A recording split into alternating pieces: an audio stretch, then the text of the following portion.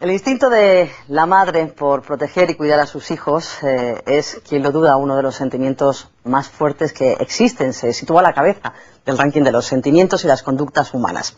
Hasta ahora pensábamos que esto ocurría porque sí, formaba parte de ese maravilloso milagro que es la maternidad. Lo que ocurre es que un grupo de especialistas de la Universidad de Navarra ha llevado a cabo un riguroso informe que demuestra científicamente cómo es ese proceso, cómo se desarrolla a lo largo del embarazo y luego con la lactancia y a lo largo de toda la vida ese vínculo madre-hijo. Les pido que se queden con nosotros esta noche en Intereconomía Televisión porque esto que les cuento es solamente una pequeña pincelada de lo mucho que vamos a ver. Sigan con nosotros, por favor.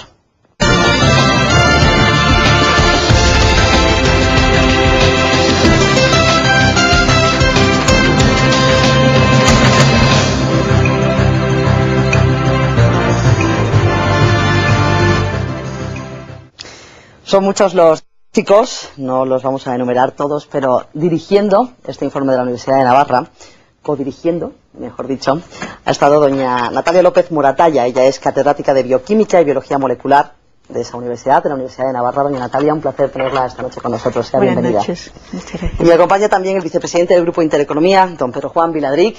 Don Pedro Juan, gracias por ayudarme de antemano. Pues muchas gracias por dejarnos acompañar. Este es un tema que me apasiona. Lo sabemos. Y sé que me voy a divertir muchísimo. Y nuestros espectadores también. Yo he dicho una superficialidad para invitar a los espectadores a que nos acompañen la próxima hora aquí en Intereconomía Televisión, pero hay tanto detrás de este estudio. A mí, desde luego, voy a adelantar algo que luego irá surgiendo a lo largo de la conversación, pero cómo el hijo devuelve a la madre de manera muy generosa todo eso que la madre aporta en el embarazo es absolutamente fascinante. Pregunta general, doña Natalia, para comenzar. Que exista una relación de intercambio de información bioquímica entre la madre y su hijo, ¿en qué cambia la visión que hasta este momento hemos tenido de la maternidad? Cuéntenos. Bien, pues cambia en el sentido de que durante el embarazo, durante ese tiempo, se crea una auténtica comunidad, técnicamente le llamamos simbiosis, pero no es una palabra muy bonita, íntima. Son dos vidas, dos biografías, una que pasa de no ser madre a ser madre y cambia radicalmente, y otra que se inicia. Y hay una comunicación muy, muy profunda, muy íntima. Yo creo que sería la palabra. Entonces no es algo que ocurre ahí un poco a ciegas, sino que hay un auténtico diálogo molecular entre ambos, celular y, en definitiva, humano. Lo primero son los iones de calcio, que hemos leído aquel informe y nos ha llamado mucho la atención. Los iones de calcio es lo que permite que arranque la vida. Es decir, quizás de los adelantos de la biología en los últimos años es el hecho de que es un proceso dinámico y entonces la fusión de los gametos, la fecundación, ¿no? Es un proceso dinámico que dura unas horas, un tiempo, y que se pone en marcha justamente cuando el gameto paterno, el espermio, llega a un sitio concreto en el óvulo, y entonces ahí emite la primera señal. Hay una comunicación celular primero entre los gametos para construir el hijo, ¿no? Y constituirse así, y en ese punto por donde ha iniciado el diálogo molecular y se han reconocido mutuamente los dos gametos, hay una liberación de calcio. Y ese calcio, desde ese punto, va difundiéndose como una onda, como una estela, ¿no? De distintas concentraciones, desde ese punto hacia el lado contrario del óvulo, que está fecundándose en ese momento, de tal forma que cuando se crea esa gran asimetría, en un sitio hay mucho calcio y por tanto está dirigiendo una serie de procesos, y en otro sitio no hay calcio y están entonces entrando en acción otros procesos o dejando de entrar, se está creando el inicio de la estructura corporal. Es decir, el punto por donde ha reconocido el espermio al óvulo, se han reconocido mutuamente molecularmente, va a ser el torso del embrión. y el lado contrario el vientre, y lógicamente perpendicular a este eje el eje cabeza-cola, y esto ocurre en ese momento arranca a vivir. Es curioso que cuando se ha visto una fecundación en el laboratorio, yo recuerdo la primera vez que vi una de ratón, que ocurre igual en un mamífero, lo estabas observando con luz, y entonces hay un fogonazo de luz en el momento en que arranca la vida, en que ya está constituida ese cuerpo incipiente que ya tiene los ejes trazados, ya tiene el inicio de la forma corporal, precisamente porque es asimétrica, y polariza la luz. Entonces hay un halo de luz que muestra la vida. Doctora, yo intento comprender. Lo explica de manera muy didáctica y se lo agradecemos. Yo voy a poner un ejemplo y usted me corrige o bien me lo ilumina. Yo me estoy imaginando un espermatozoide que es como una cerilla, tiene una cabeza y una cola larga, y es lo más diferente absolutamente de un óvulo, que es como un huevo, una cosa esférica, como una pelota de tenis. Un tamaño muy distinto. Entonces esa cerilla que tiene la cabeza con toda la carga de información cromosómica, ¡pum!, penetra por un punto determinado, y en ese momento hace como hemos visto en las películas con los sembradores de antes, que iban esparciendo los granos por la tierra, pero claro, al esparcer, pues tú tiras lo que queda más denso, queda más próximo, y los granos que van más allá, pues que son más escasos. Entonces esos iones de calcio, es la primera aportación en la penetración del espermatozoide, esa especie de de lanzamiento de iones de calcio, claro, unos quedan más densos aquí y otros menos densos allá, espolvorea más intenso aquí. Eso es lo que permite que haya una primera división asimétrica, desigual. Y por lo tanto, en ese primer instante de la vida, pregunto, recibe el nuevo niño, el bebé, ¿dónde va a estar? Su cara, su dorso, y dónde la espalda, la nuca, dónde la cabeza y dónde los pies. ¿Qué tengo a la derecha? En fin, yo voy a ser de izquierdas. Es decir, los ejes principales, y además de una manera singularísima. Se parecerá más a su madre, a su padre, a su hermano. Eso ocurre así, con esa asimetría. Con esa primera. La imagen de lo desigual. Bueno, claro, una célula, si no hay desigualdad, no hay un organismo. Si todas las células fueran iguales y estuvieran colocadas una detrás de otra, sin más, para crear los distintos órganos que nos han enseñado siempre. Un cuerpo, no sería un organismo. Entonces, justamente lo que hace un organismo es como un equipo, una reunión de diferentes. Claro, cada órgano, y que están situados en su sitio. Entonces, la parte, yo creo que muy impresionante del proceso de desarrollo embrionario es las señales que le van diciendo a cada célula, oye, que tú eres de la nuca, oye, que tú vas a ser del dedo gordo del pie. Es decir, entonces hay todo, entonces tiene que ser asimétrico, si no las células, ¿cómo se distinguen? Es decir, el cuerpo es una comunidad de células. Una pregunta, ¿esa información la pasa la madre al niño o el niño se la da a sí mismo y se autoconstruye? Bueno, vamos a ver, eso es muy importante. Es decir, la autoconstrucción es de cada uno, es auto. Ahora, un ser vivo, esto es otro de los adelantos teóricos importantísimos de estos últimos años en la biología. A veces un ser vivo se piensa que está ahí sin más, ¿no? O que se construye sin más. Un ser vivo tiene necesariamente siempre que está creando asimetrías, y las crea porque la vida, el equilibrio es la muerte. El equilibrio termodinámico, o sea, equilibrarse, serenarse, tal es morirse. Entonces la vida tiene que estar continuamente adquiriendo sacando energía de ese intercambio con el medio.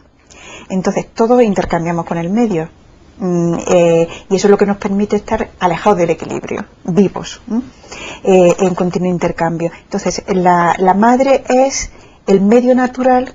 O sea, el niño en primer lugar hace un recorrido por las trompas, que resultan, no he hecho el cálculo, pero debe ser kilométrico, dado el tamaño milimétrico. Es un milímetro. Menos de un milímetro. Mucho menos. Las trompas son cerca de entre 7 a 10 centímetros según las mujeres. Más o menos. Haga un cálculo de no menos estamos midiendo en milésimas de milímetro. Un coche en España Bueno, sería, yo la matemática no se me da muy bien. No menos de 1000 kilómetros. Bueno, o sea que el niño recorre 1000 kilómetros que desconoce. ¿Y cómo lo hace? Bueno, ¿Cómo puede viajar sin conocer, sin saber a dónde tiene que llegar y pararse? Uy, eso está perfectamente estudiado. ¿Por qué no nos lo cuenta? Vamos a ver. Nos ordenamos. Me has preguntado antes el intercambio con la madre. Entonces, la madre es el camino guiado para ese primer viaje de la vida, que son 5 días, en el cual el embrión no cambia de tamaño porque sigue rodeado de lo que llamamos la zona pelúcida, una cubierta que tiene el óvulo, para que no se quede pegado a las trompas de la madre en cualquier sitio, ¿no? O pegado donde sea, ¿no? Después hay un momento en que aquí se quita y tiene que caer en un sitio adecuado del útero de la madre, que se han preparado mutuamente, por eso ese diálogo molecular entre los dos, de tal forma que el día 5 tiene que llegar a una zona del útero que podemos decir que es como un colchón, como una cuna, que tiene unos varales y un colchón de tal forma que llega, tiene proteínas complementarias con el útero, con esa zona del útero donde va a anidar, ¿no? Donde se va a implantar. Entonces, las integrinas y lectinas, que se llaman así, ¿no? Y celestinas, hacen que gire, se coloque de dorso y entonces cae perfectamente de espalda. Doctora, eso me recuerda a las imágenes y que estamos yo he visto en la segunda semana de las vida. naves espaciales y el modo como acoplan. Pero me hago la siguiente pregunta. Me hago la siguiente pregunta. Porque es vivo. El bebé en fase embrionaria, en su primera edad vital, inicia un viaje. Que un coche en España sería 1000 kilómetros. Bueno, ¿Cómo sabe por dónde ir sin perderse? Claro. ¿Quién se lo dice? ¿Y hasta dónde tiene que llegar? Dos. Y pararse, y anidar. Un coche necesita gasolina. Sí. Yo tengo entendido, en mis pocos conocimientos, que este niño en fase embrionaria viene con el depósito de energía del óvulo, que tiene el óvulo, pero que eso le va a durar para 5 días. Es el primer viaje de la vida, que ha dicho la doctora. Por lo tanto, antes de llegar a su habitación. ¿Y quién le dice que ha llegado y que ese es el puerto? La madre. Pero la madre no lo sabe. Tiene que mandarle una señal de que está en el primer día de vida. Y bueno, la molécula se llama interleuquina 1, que hay 3 formas, alfa, beta y gamma. Entonces emite esa que es una proteína pequeñita. Y el útero, las trompas tienen receptores. En el momento que llega el receptor, la trompa completamente se pone en orden a fabricar moléculas. Unas sirven para decirle ánimo, son las llamadas factores de supervivencia, que impiden que entre, ánimo sigue, no te canses, crece, crece, o sea, decir, vete formando metido en tu cápsula, ¿no? Entonces esas moléculas de supervivencia son interesantísimas porque un ser vivo, si no recibe señales, cualquier parte de nuestro cuerpo que no entra en lo que llamamos técnicamente apoptosis, que es una muerte celular programada, ¿no? Que es lo que pasa, por ejemplo, cuando hay enfermedades degenerativas en el cerebro, pues Parkinson, por ejemplo, es que entran en apoptosis las neuronas antes de que les toque el momento de morir, ¿no? Entonces eso se mantiene vivo con las llamadas factores de supervivencia. Doctora, eso se lo manda la madre. ¿Y cómo es que el organismo de la madre no rechaza al niño, siendo como es un cuerpo extraño? ¿Cuál es la lectura que hace el cuerpo materno? Ese primer viaje para que las defensas en que va dándole factores de supervivencia, le va indicando el camino. Entonces se hace una auténtica carretera, porque la madre pone unas moléculas que se llaman mucinas, que cuando el embrión llega ahí y no es su sitio y no se puede parar, ¡tac!, le produce un saltito, un empujoncito. El embrión va haciendo así, que es como se mueven los vivos, y los niños cuando gatean. Y los niños cuando gatean, un poco parecido, ¿no? Apoya y contrae y sigue avanzando, ¿no? Bueno, y le va dando... Y en ese apoyo hay diálogo. Tiene que apoyarse en la madre y ahí es donde hay el diálogo molecular, claro, y bioquímico. Que tiene que haber siempre una molécula complementaria con la otra de la madre, siempre. Bueno, entonces, una tarea que tienen los dos importantísima durante esos 5 días, durante ese primer viaje de la vida, es trabajar juntos, que sea recibido sin rechazarlo en la primera habitación de su vida, que es el útero materno, el primer entorno en el mundo, que es en el seno de la madre, ¿no? Entonces, el embrión manda un aviso. Y en ese aviso lo que hace es presentar al padre, porque claro, un embrión, un bebé, en la mitad del padre y en la mitad de la madre. Claro. En la mitad de la madre la conoce muy bien la madre. La propia madre. No tiene ningún problema, pero la otra mitad es extraña. Y el hijo es extraño, inmunológicamente. Entonces se forma un proceso perfecto, o sea, eso es una riqueza de la naturaleza para ese proceso que se llama tolerancia inmunológica, que es recibirlo como algo distinto de ella, no es una parte de su cuerpo, es una vida distinta de la suya, pero con la característica inmunológica de que no lleva señal de peligro. Entonces eso inmunológicamente se llama tolerancia. Entonces se preparan los dos para que la habitación sea un entorno, es decir, de acogida. El embrión le dice a su madre: aquí estoy. No soy un ajeno, no me mandes a los... sí, soy un extraño porque tengo soy diferente, pero no soy hostil, no soy hostil, soy un no extraño, soy hostil, soy tu es hijo. lo que le dice, soy tu hijo. Soy tu hijo. Y por tanto todas las defensas crean un mundo de tolerancia, de tal forma que todas las defensas de la madre contra lo extraño, contra el peligro, quedan absolutamente silenciadas, anuladas. Los linfocitos no funcionan, los linfocitos B, bueno, sí funcionan, pero no contra el niño, no contra su hijo, contra todo lo demás sí. Bueno, fuera de ahí, contra todo lo demás que pueda ir contra el hijo o contra ella. Porque ya no solamente contra ella, sino porque también si viene contra, una bacteria contra el bebé, le puede afectar a los dos. Entonces, esa barrera es para protegerle que no ir nunca contra él, ¿no? Y defenderse el resto del sistema inmunológico de la madre, salvo en esa presentación, que es un término también inmunológico, significa enseñar un antígeno, algo extraño. Pero eso contradice absolutamente cualquier idea de que durante unos días, quizá 2 semanas, allí no hay más que una masa celular informe, sin ningún tipo de orden. Eso está trasnochado, eso es del siglo XIX. O sea, eso es de ignorantes. Sí. Bueno, sí, pero todavía se escucha. Bueno, eso significa que hay todavía mucho ignorante. El hecho de que el calcio que hemos hablado y esa simetría, lo que indica es que eso es un organismo porque tiene ejes, una célula no tiene ejes. Y su primera división da lugar a 2 células desiguales entre sí, una rica en calcio y por tanto tiene una serie expresa una serie de genes, y la otra pobre en calcio expresa otra cosa. Entonces van a tener distintos destinos. La célula rica en calcio va a ser el embrión y la pobre en calcio van a ser todo lo que rodea al embrión, su casita durante ese tiempo. Eso me interesa mucho, porque hay, por ejemplo, vamos a ver, si yo pregunto en general, sobre todo a estos que tienen tanta información y que están tan atrasados, les digo que dicen que eso es cuerpo de la madre y que como la madre puede hacer lo que quiera con ella, pero en fin, si yo les digo la placenta, ¿de quién es? El cordón umbilical, el saco amniótico. Me dicen, no, pero eso es cuerpo de la madre. Pero resulta que no.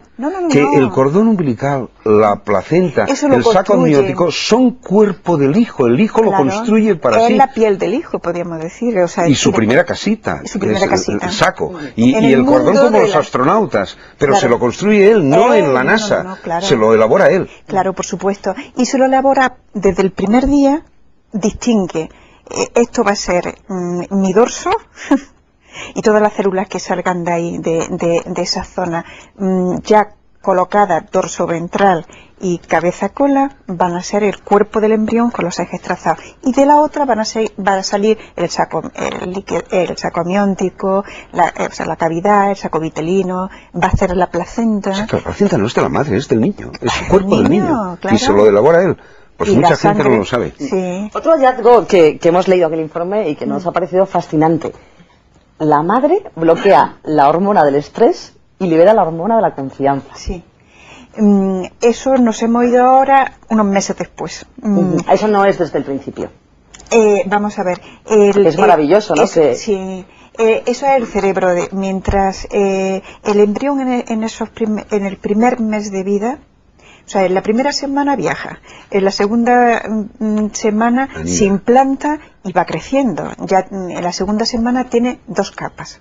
El embrión tiene una capa dorsal y otra ventral situada, ¿no?, con su eje. En la tercera, ya el eje, la parte caudal, la parte contraria a la cabeza, ¿no?, que viene de cola, en esto empiezan las células a entrar hacia el interior y constituye un embrión de 3 capas, de la cual están ya perfectamente, empieza el día 16, o sea, al comienzo de la tercera semana, se hace la sangre, el corazón, que da el primer latido del pozo del corazón el día 21 de vida, o sea, al final de la tercera semana. Madre mía.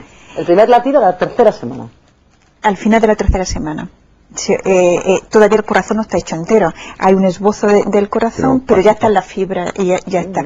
Ya está impulsando la sangre. La circulación se ha hecho de sangre que tiene muchos glóbulos rojos, no tiene otras cosas porque no necesita la célula la parte del sistema inmunitario, pero para eso trabaja su madre en esa situación. Va creando sus propios glóbulos rojos, ¿no?, al principio.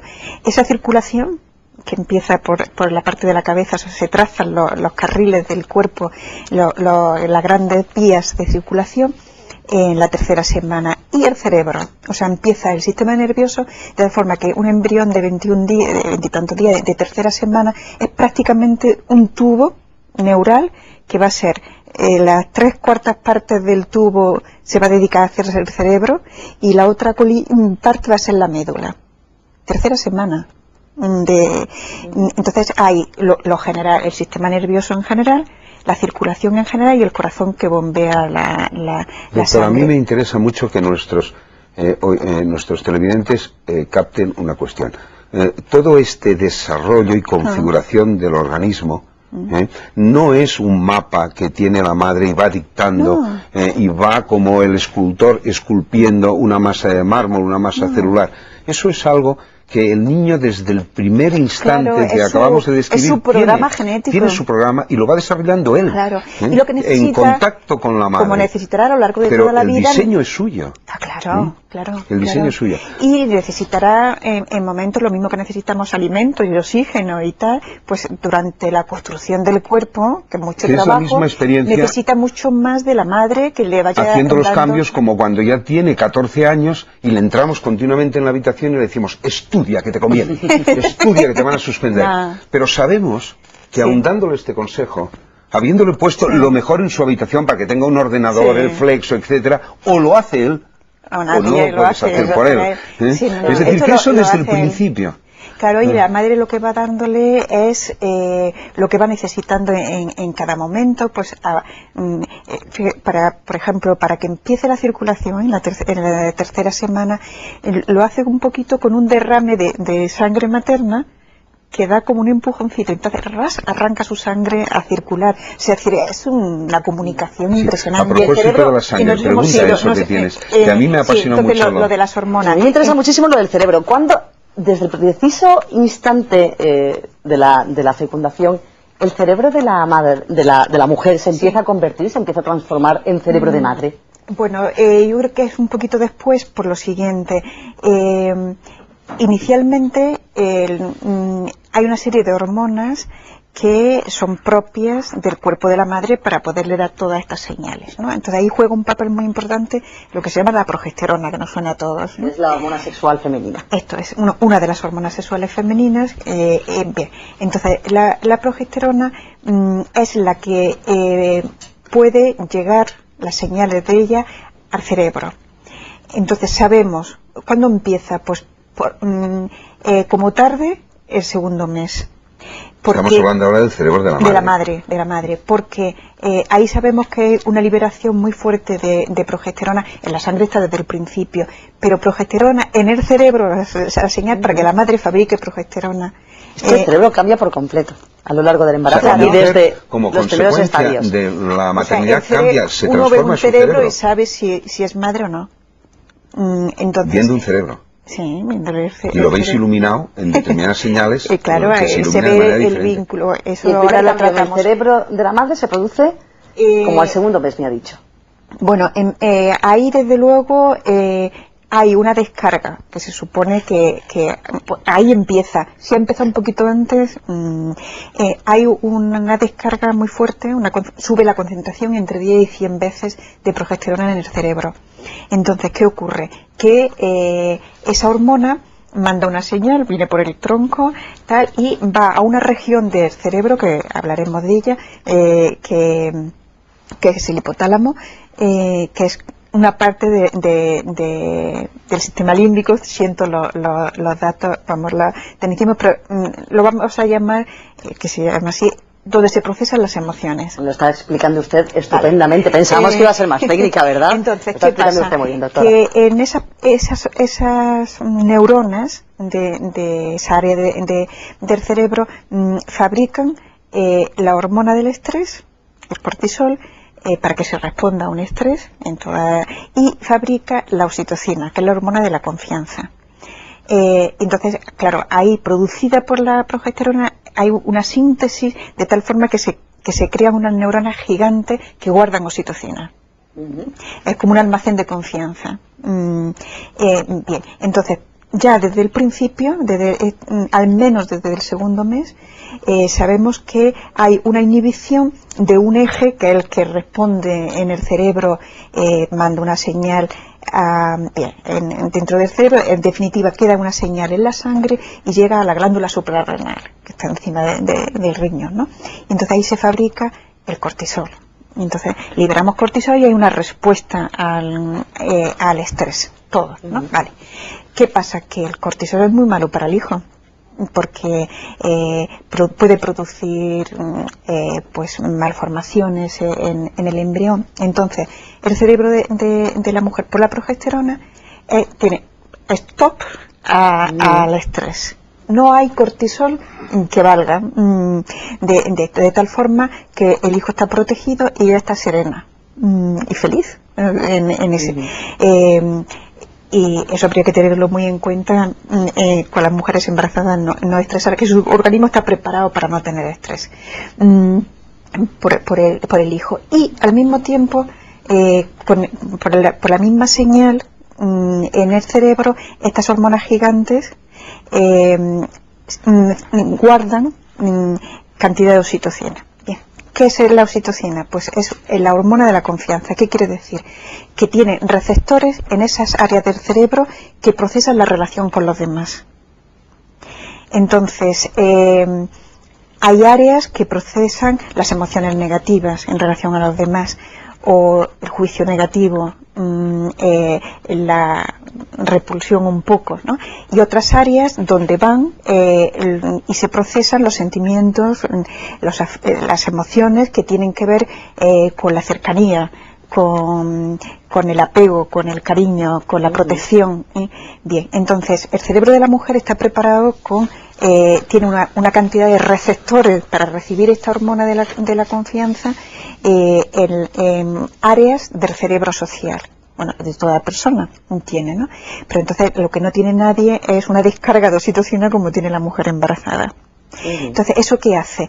Pues que esos circuitos neuronales que procesan las relaciones con los demás,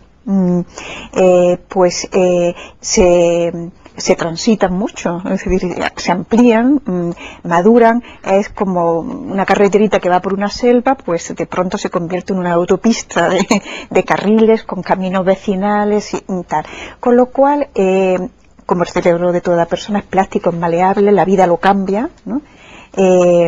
Las actuaciones en la relación con los demás nos cambia el cerebro. O sea, una mujer que es madre pasa a tener un cerebro maternal. Un cerebro maternal que tiene autopistas y todo lo que conlleva una autopista, mejores stops, etcétera, en las relaciones de confianza, serenidad, capacidad de afrontar las circunstancias, de entrega, de abnegación. Es decir, que una mujer, que un hijo transforma el cerebro de su madre. Completamente. Y le da un mayor potencial para lo que se llama cuidarle, atenderle, la calidad e intimidad de la vida. Eso explica que las madres, por ejemplo, seamos mucho más receptivas al llanto del niño, ¿no? Bueno, por supuesto. Y sobre todo para darse cuenta de por qué llora el niño. Bueno, las necesidades, para captar las necesidades. Eso lo prepara la naturaleza. La naturaleza, sin que la mujer haga nada, por el hecho del embarazo, La naturaleza prepara esas grandes autopistas para que circule la información. Y eso queda para siempre, quiero decir. Claro, o sea, no es una cosa que ahí te dura un tiempo. quería llegar yo, porque llevamos, don Pedro Juan, sí, pero llevamos yo media tengo una hora pregunta de entrevista importantísima, me parece.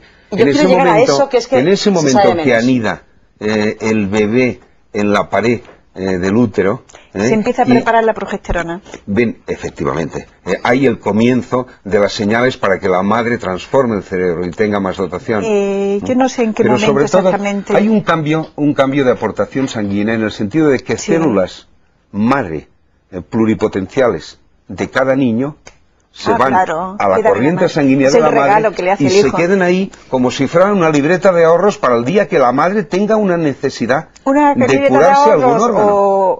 Yo creo que una de las partes más desconocidas, porque eso abre un campo terapéutico enorme en el momento en que tengáis conocimientos suficientes como para localizar esas células de origen fetal de cada niño que han quedado en el cuerpo de la madre y activarlas terapéuticamente para que puedan resolver, por ejemplo, la necrosis de un infarto en el corazón o un ictus cerebral. Bueno, vamos a ver. Explique esto, porque claro, es que una madre tenga esta reserva que le ha dado un niño, cada hijo suyo le ha dado reserva. Cada uno. Bueno, es lo que decíamos al principio, ¿no? Es la manera generosa en que el hijo devuelve a la madre todas estas ayudas. Bueno, yo creo que responde con que la madre regalándole ese cerebro que le permite eso, ser feliz con esto. Es una novedad absoluta, entonces, esto sabíamos desde hace años que cada feto, como hay una comunicación a través de la sangre, a través de la placenta que es de él, y de ahí empiezan sus vasos y aprende de los vasos y metiéndose un poquito en espiral en los de la madre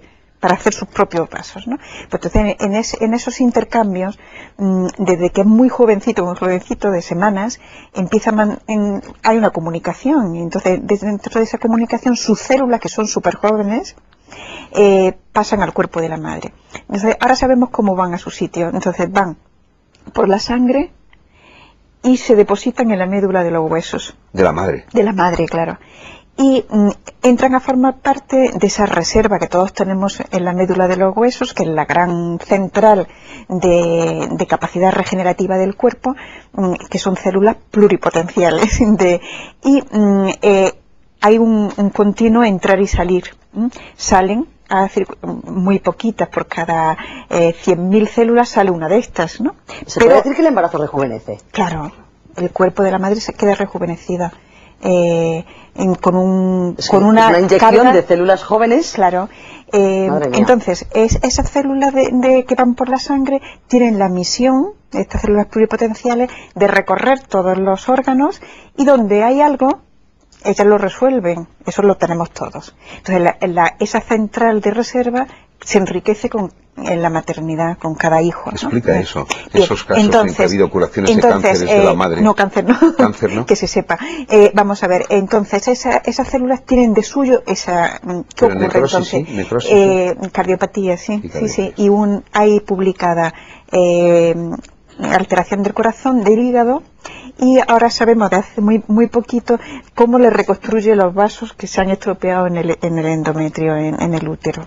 Y le ayuda a la regeneración de vasos ya de otros vasos, ¿no? Bien, tenemos estos 3 casos publicados, estas 3. Claro, es muy lógico, porque eso lo hace naturalmente cualquier organismo. Cuando hay una enfermedad y ya la lesión es muy grande, viene la enfermedad degenerativa, entonces es necesario una actuación médica, ¿no? Pero en principio el organismo está continuamente regenerando lo que se estropea. Cuanto más joven, mejor, ¿no? Más se regenera. Entonces, ¿qué ocurre? Que como estas células son mucho más jóvenes, son las primeras que acuden. Entonces, si la lesión es pequeña, las células responsables, podríamos decir, en ese caso, las que acuden con más facilidad, estos experimentos, estos 3 artículos que cito que hay publicados, en uno de ellos el hijo tenía 20 años cuando tuvo la lesión la madre. Es decir, esas células llevan al menos 20 años en el cuerpo de la madre, vivas, funcionantes, además se multiplican y forman parte de esa gran reserva. Un proceso absolutamente sabio, absolutamente inteligente. Como la naturaleza. Esto no se sabía tampoco, muchas de las cosas que hemos leído en el informe, pero esto yo creo que es absolutamente... Es muy impresionante. Revelador, ¿no? Nuestro público lleva con nosotros desde el principio, escuchando con todo interés, siguiendo con todo interés las explicaciones de la doctora López Moratalla, y ya tiene ganas de intervenir. Por ejemplo, Iván de Vargas, del Semanario Alba.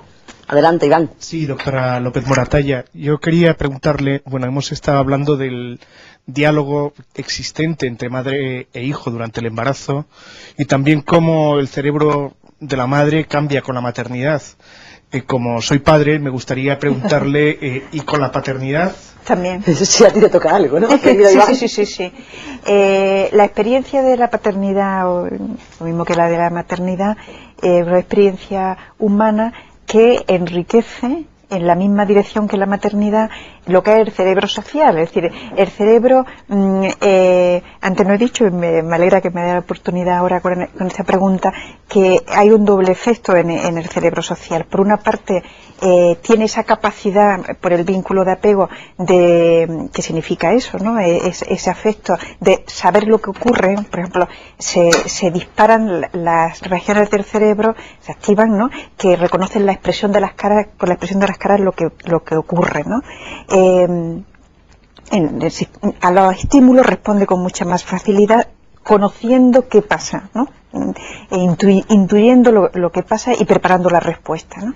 Y al mismo tiempo se inhiben, se silencian en el cerebro de la madre para siempre, porque está muy trabajada el juicio negativo. La madre realmente no ve feo a su hijo nunca, siempre tiene una visión de comprensión. Eso le iba a decir. Pero eso cerebralmente es impresionante verlo, como esas áreas están anuladas. O la sensación que produce, si me permite, la sensación que produce cuando una madre ve la foto de su niño, sobre todo cuando el niño es pequeño, una sensación de placer, la que te embarga. Claro, porque una relación placentera es de acercamiento, y si el niño llora, se pone en marcha, o el niño tiene una cara de tristeza, más que el llanto incluso, hay una activación de todas las áreas que preparan la respuesta, que no es una respuesta simplemente de reconocer que le pasa algo, sino que se prepara todas las vías del cerebro que conducen a que le intente quitar la pena, aunque esté viendo un vídeo. Es curioso,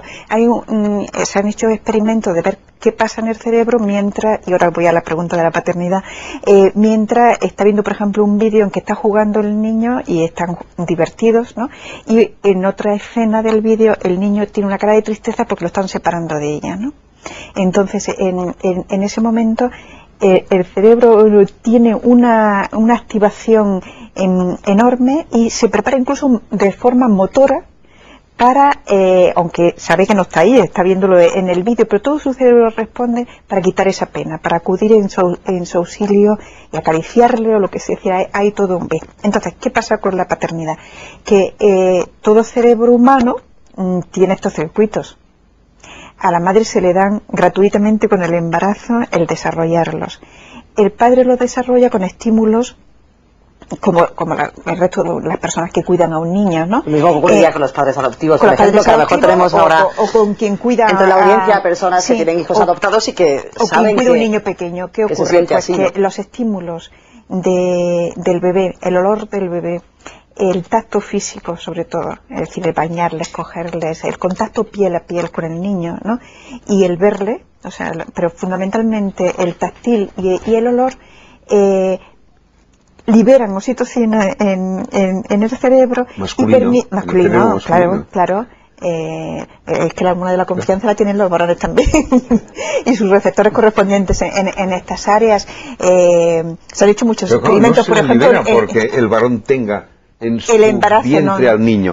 Se le libera porque lo lava, porque lo abraza, porque lo acaricia, porque tiene contacto con el piel, porque lo huele, de manera que el padre distante que manda a otros, ese no libera oxitocina. Se pierde mucho. Exactamente, claro, y no se le transforma su cerebro en cerebro paterno. Claro. O sea que el mensaje es que los padres tienen que tocar y acariciar mucho a sus hijos. Eso es para que cuando son bebés. Desde el simbolismo más absoluto, que la oxitocina es la hormona del parto. Anda que no hace cosas la oxitocina, más allá de favorecer el parto. En el parto, con el contacto del niño en el canal del parto, se libera una gran cantidad. Por eso el parto, aunque es una experiencia que pueda ser dolorosa, es una experiencia gratificante, emocionante. Doctora, ¿aconsejaría entonces a los varones para esa transformación? Sí.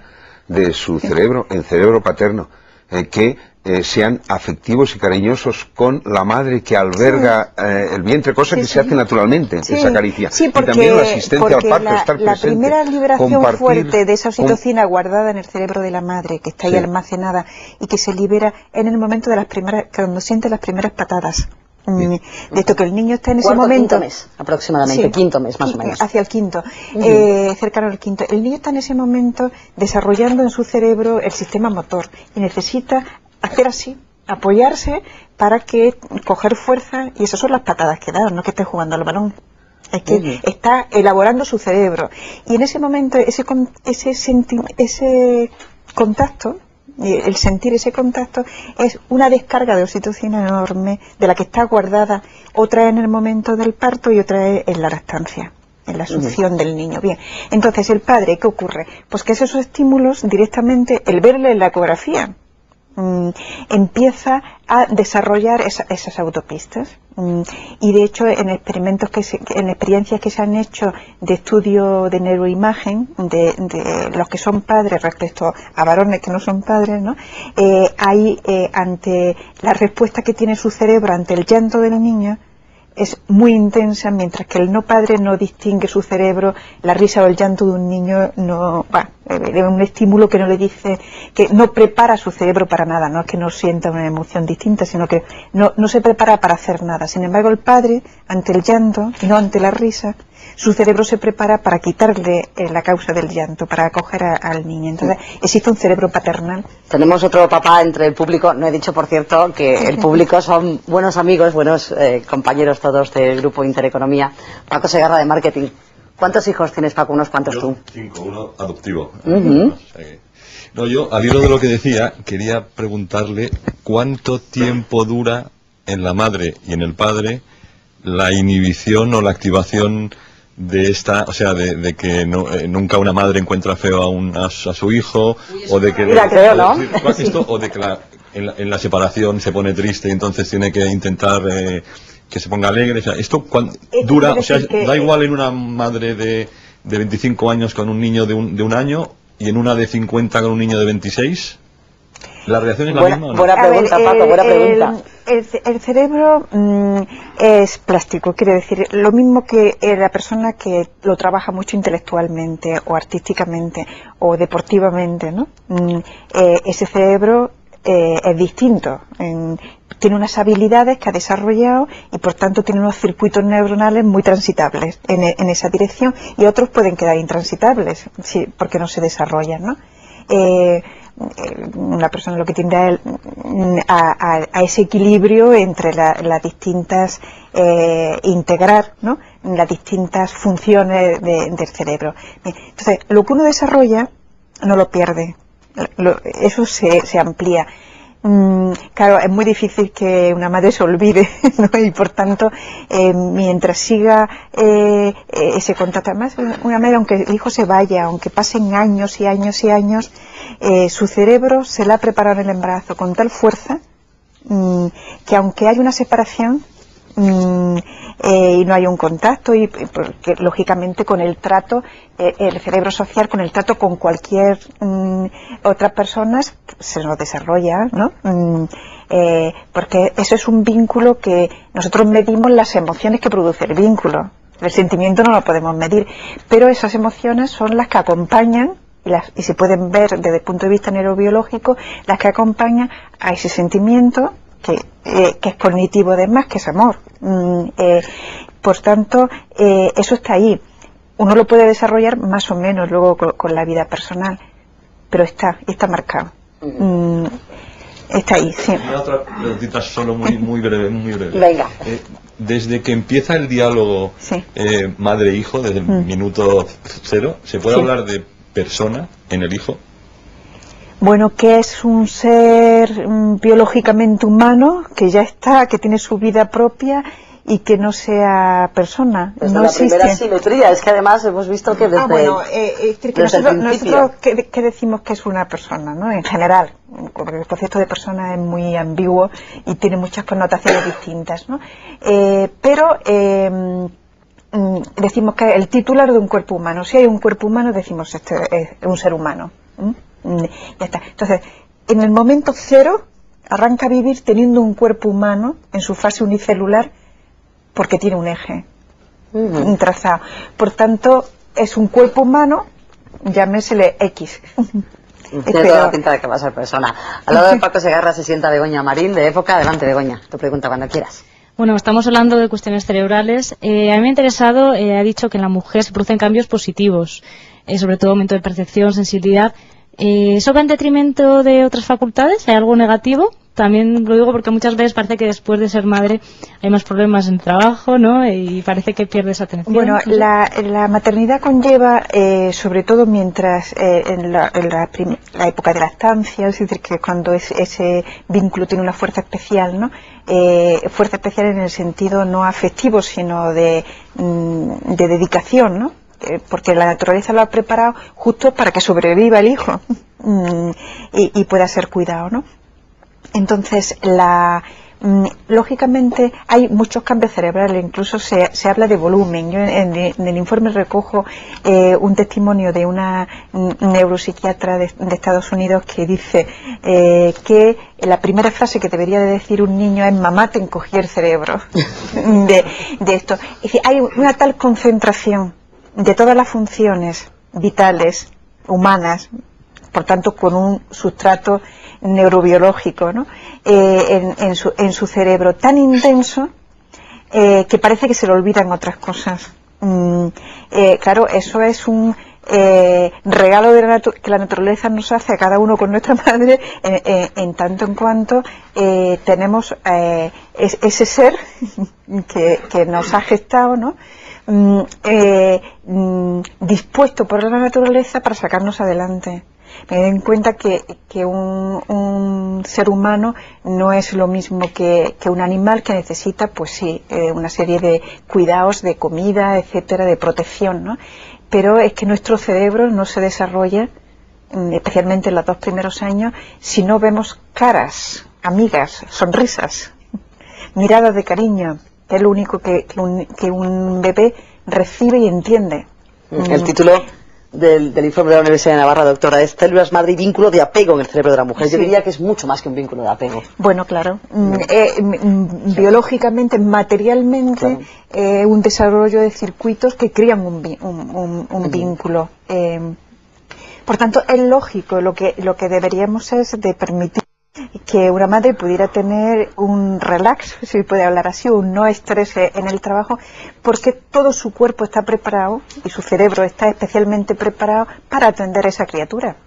Y entonces invertir en eso es crear cerebros sanos en los hijos sanos, inteligentes, equilibrados, con los 2 hemisferios bien planteados, con la ayuda del padre, que tiene que involucrarse ahí, pero claro, destrozar por unas horas de trabajo o de esto algo que tiene una riqueza natural, como permitir un desarrollo equilibrado de un ser que está apareciendo entre nosotros, ¿no? Pues da que pensar. Eso es, desde luego, invita a la reflexión. Eso es algo que nos hace pensar. Rosa Cuervas, de Radio Intereconomía. Adelante, cuando quieras, Rosa. Bueno, doctora, yo tenía 2 preguntas. La primera es ¿cómo va este vínculo del que estamos hablando en la dirección contraria? Es decir, del hijo hacia sus padres, porque estamos hablando hasta ahora siempre de la madre y el padre hacia el hijo. ¿Cómo percibe el niño recién nacido a sus padres, las voces, las caras, las caricias, todo eso? Y la segunda, después de 9 meses de tantos cambios biológicos, una transformación del cuerpo enorme, pues ¿cómo puede la madre volver a reorganizar, o de qué manera puede ayudar a que su organismo vuelva a ser el que era antes? Y que muchas veces las mujeres, pues cuando acaban de tener un hijo, pues no saben muy bien. Sí, vale, esta última, que es más corta, más breve, la puedo contestar más rápido. Existe en algunas, es relativamente frecuente lo que se llama la depresión postparto, ¿no? Es lógico, o sea, decir que la vida emocional y afectiva de una mujer, además que con la maternidad, es súper rica, ¿no? Entonces todo su organismo se ha preparado ahí. Entonces tiene, y eso tiene una preparación hormonal, vegetativa, vamos, natural, ¿no?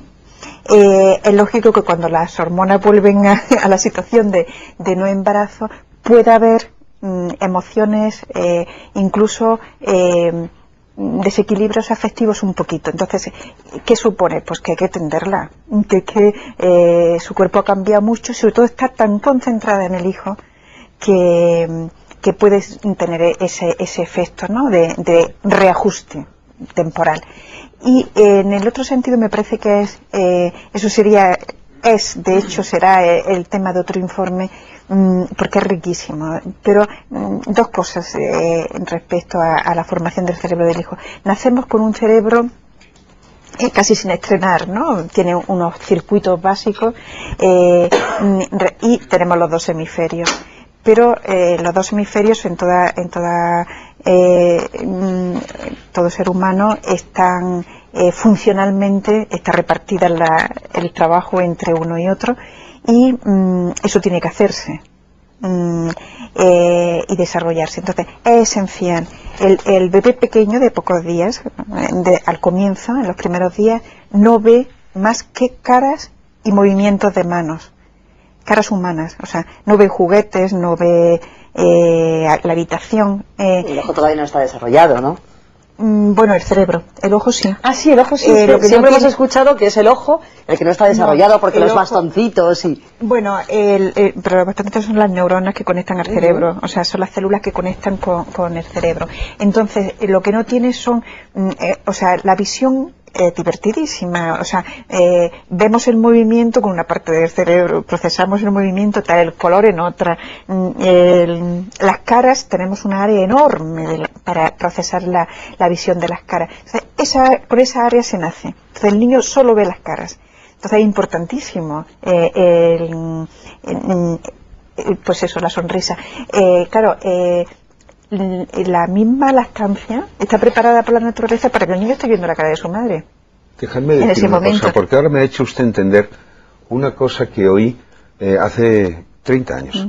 Estábamos en Madrid y tenía que presidir una mesa redonda en la que intervenía Sir Cecil Lively, que es el inventor de la transfusión fetal. Es decir, la primera vez que se pudo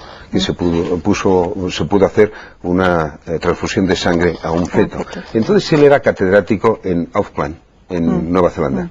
Le preguntó a alguien del público, a propósito de este tema, bueno, y entonces, ¿cuál es el papel del padre? Porque durante 45 minutos solo se había hablado de la madre.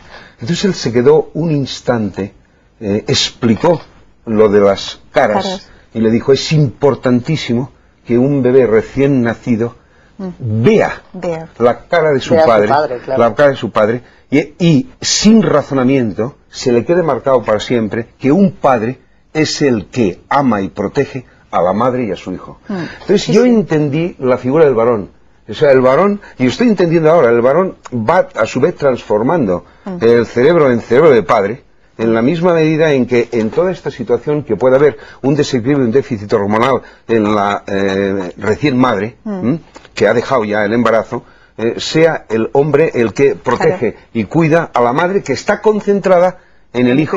Y eso es muy importante que lo entiendan los hombres que nos están escuchando, que a veces tienden a reprochar que la mujer esposa, al transformarse en madre, se ha concentrado en el hijo en detrimento de la figura de la pareja, cuando él tiene que entender que el niño es la expresión de su unión y que él en ese momento tiene el inmenso papel de proteger a los dos. Empieza a haber mucha literatura sobre ese tema, porque es un campo muy desconocido. Esa es la madurez del hombre como padre. Don Pedro Juan, estoy preocupadísima por el tiempo. Es una cosa y porque lo que acaba de contar. Veo, de verdad que es precioso.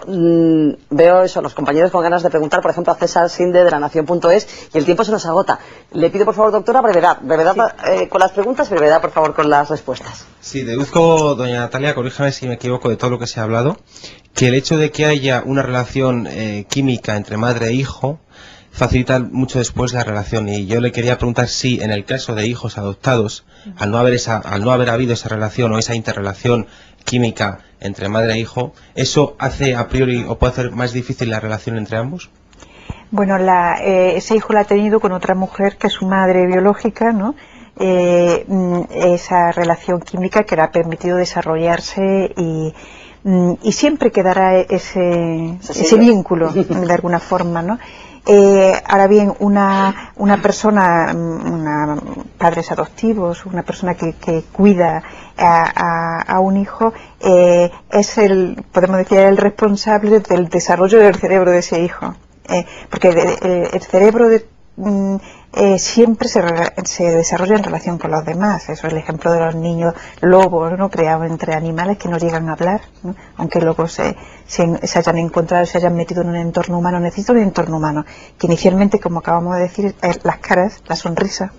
¿Por qué todos los niños le haces agua y sonríen? Si no entiende, si no de esto, ¿no? La sonrisa es natural, es la respuesta a esa mirada de una cara que le acoge, que le bueno, que no es lo que siente, que le da minutos. Claro. En esto, bien, entonces unos padres adoptivos, sobre todo si el niño es muy pequeño, lo mismo que un profesor o que un maestro en el sentido profundo de la palabra, genera un vínculo, porque es una relación peculiar, una relación de donación muy fuerte, de deudas impagables, ¿no? Entonces, ante un niño adoptado, es decir, los padres adoptivos, o los que le han cuidado, los que le han educado, tienen siempre, para ellos tendrá siempre la deuda de que le han desarrollado su cerebro, le han hecho tener una personalidad, tener una capacidad de que biológicamente, neurológicamente, su cerebro tenga los circuitos adecuados, que solo un niño abandonado, un niño sin cariño, un niño que no se cuida, se cierra y se silencian para siempre muchas áreas del cerebro, especialmente del cerebro emocional, que es el que empieza y se desarrolla fundamentalmente en los 2 primeros años de vida.